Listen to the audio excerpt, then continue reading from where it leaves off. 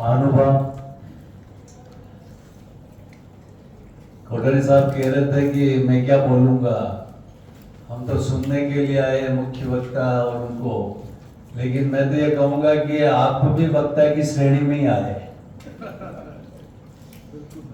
आपने जितने विषयों की जानकारी हमको बताई है, तो हम तो आपको भी वक्ता ही के रूप में ही मानते, विशिष्ट अतिथि के रूप में नहीं मान सकते।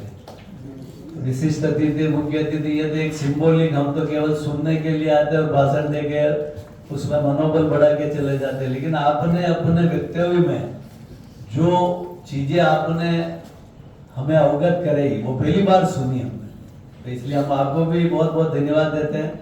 और सारंग देव साहब का तो धन्यवाद इसलिए कि शहर का जो नाम एक नेशनल और इंटरनेशनल लेवल पर इतने विषयों पर आप यहाँ पर आए दिन कॉन्फ्रेंस होती है।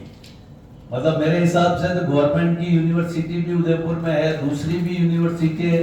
हमारे उदयपुर में 5 यूनिवर्सिटी होने के बावजूद विद्यापीठ में जब आपने काम संभाला है, तब से इतने सेमिनार्स होते और नेशनल और इंटरनेशनल लेवल के लोग यहाँ आते हैं। और जब हम मीडिया और पेपर के माध्यम से जब पढ़ते हैं तो हम भी जागरूक होते हैं। तो ये जागरूकता जो आप जो दे रहे हैं शहर को, उसके लिए भी हम दिल की गहराई से आपका बहुत बहुत साधुवाद व्यक्त करते हैं।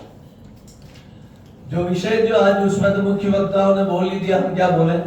लेकिन हाँ, ये जरूर है कि हमारी इस धरती का ही प्रताप है, इस धरती का ही एक महत्व है कि भगवान एकलिंगनाथ यहाँ के स्वयं शासक थे और महाराणा दीवान थे।